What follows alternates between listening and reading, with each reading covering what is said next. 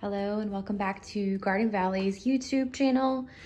Today we are going to be discussing how in the world do you propagate this beautiful Swiss cheese plant, or the Monstera Deliciosa, which is a tropical plant, loves the humidity, and these leaves, as you can see, are just so big and so beautiful. They're bigger than your hand, and they have these holes, which is very characteristic of a mature Monstera plant.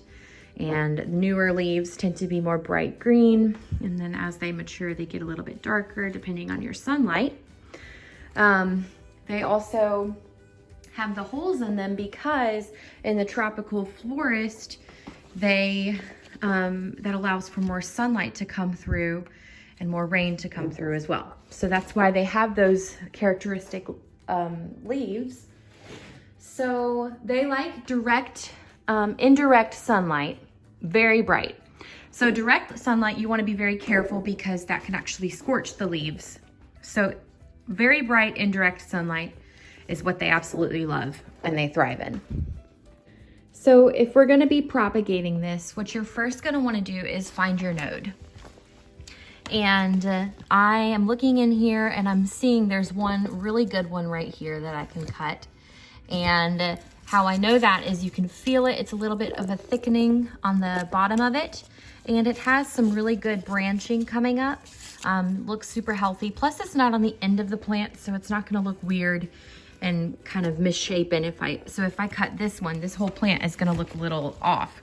But this one's kind of towards the center. So I'm gonna cut right here at an angle, right below the node. So I'm gonna cut right here, and as you can see, I have quite a bit of leaves coming up, so about 3 shoots. So that looks like a pretty good option for me to cut. I have some scissors that I'm gonna cut with. I just cleaned these with soap and water. That's a very, very important thing to do because you do not want to cause disease to your plant. So again, here's my node at my angle, which is about 45 degrees. And I am ready to snip. And you wanna make sure they're also pretty sharp too. So here's my lovely little node here. And I'm gonna fill it up with a little bit more water. You want it to cover about 1/3 of your plant. So here is the jar. You can see my plant here. I could probably fill it up, or even maybe could probably even get a bigger jar for this. But there you go, it's super easy. So it's gonna stay in your jar for about 2 weeks, then you're gonna switch out the water, and then it'll probably start growing some roots by week 3. But we don't really recommend transplanting it into the soil until about 2 months in.